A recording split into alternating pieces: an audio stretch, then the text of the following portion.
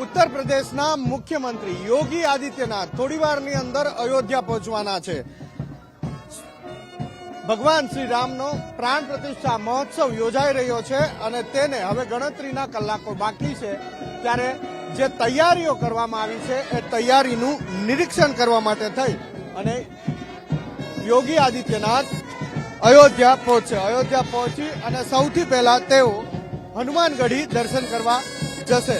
हाल जे दृश्यो आप जोई रह्या छो ए पीएसी ना दृश्यो छे।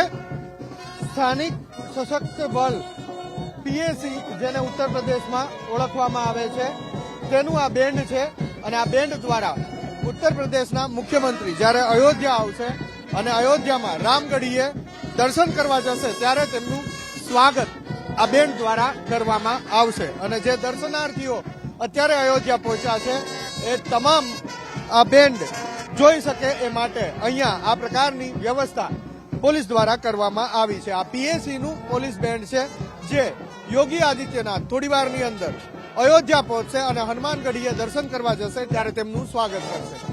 કેમેરામેન પિયુષ લેવા સાથે હિરેન રાજગુરુ, એબીપી અસ્મિતા, અયોધ્યા।